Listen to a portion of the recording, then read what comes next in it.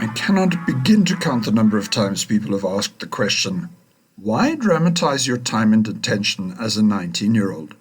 And it's a question that I've had to repeatedly ask myself too.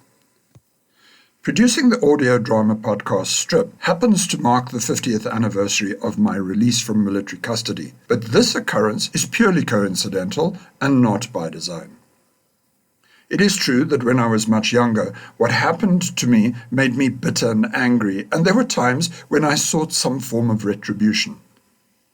I became disillusioned by apartheid South Africa's abuse of us boys, using us like pawns in a game to support the heinous national belief in segregated communities, stripping citizens of our basic human rights and instilling fear and loathing into the impressionable minds of us kids at the time. In parallel, I have also longed to awaken my family to the way the Watchtower Society has shaped their minds. Both systems seep themselves in a marinade of mind control and manipulation, one at a level of national patriotism and Eurocentric ideology, and the other as a cultish devotion to God.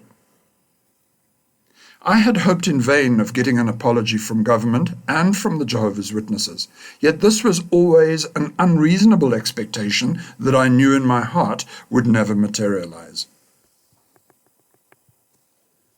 In more recent times, my beliefs and expectations have matured. I now understand how the apartheid government manipulated the people who incarcerated me into believing that what they were doing was the right and proper thing to do. Just as the Watchtower Society manipulated my family into believing that their shunning of me was God's will.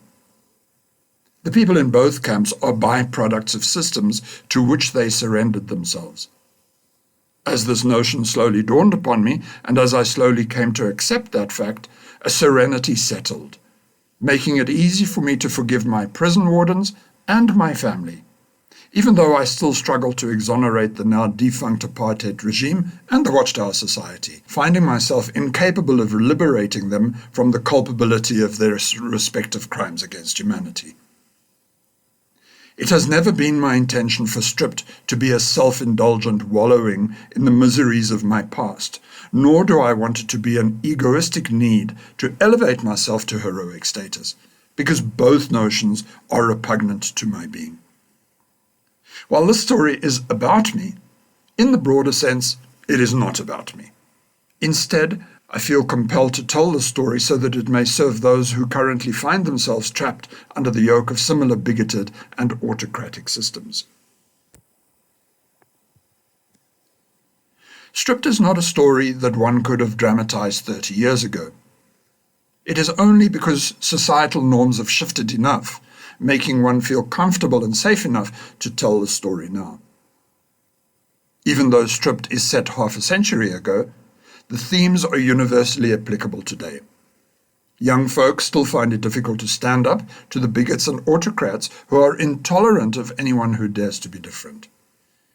Young LGBTQ+ persons must still find ways to cope in a society shaped primarily by heterosexual narratives.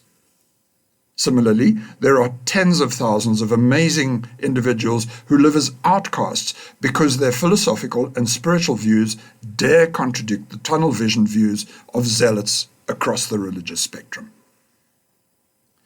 Not only is this a story about standing up for oneself, no matter the consequences, it is an important dramatization of an obscure and almost forgotten moment in South African apartheid history. The world is well informed about a nation's liberation from apartheid, yet few know of the torturous way the state punished young dissidents, such as us conscientious objectors. And even fewer know of how the Watchtower Society, fretting over their precarious legal standing during apartheid, abandoned us boys to our own fate.